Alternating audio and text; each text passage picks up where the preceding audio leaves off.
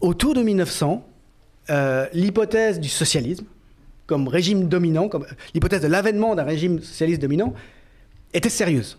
Et ce qui a mis fin à tout ça, et on en est encore là, c'est la guerre de 14. Enfin, c'est la Grande Guerre.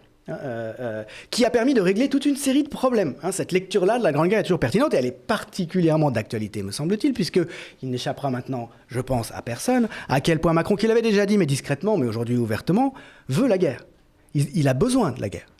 Il l'a déjà dit dans un entretien, juste avant de devenir président, qui est passé inaperçu. Toutes les puissances occidentales veulent la guerre. Alors. Mais il l'a dit, lui, en plus, avec vraiment une tournure d'esprit fascistoïde. Il disait, ce qui me rassure, je suis désolé par l'inertie des peuples, par le fait que les gens soient devenus mous, qu'ils ne s'engagent plus, mais je pense que le tragique de l'histoire va revenir. Et c'est ça qui me rassure. Parce qu'il va y avoir à nouveau des guerres, il va y avoir à nouveau des hécatombes. Voilà. Vous voyez un peu la mentalité déjà du personnage au départ, mais plus structurellement, il est évident qu'aujourd'hui, les élites dirigeantes ont besoin d'un état d'exception. Comment est-ce qu'on refoule la volonté des gouvernés de démocratie réelle, on peut lire comme ça toute l'histoire en fait, de l'Europe depuis la Révolution française.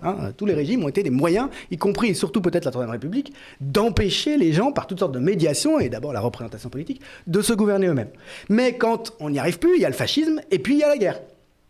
C'est-à-dire, là encore, des logiques qui vont dans le sens du nationalisme de droite, c'est-à-dire transcendance, il n'y a plus de place pour les contestations, il n'y a plus de place pour les divisions au nom d'un impératif transcendant.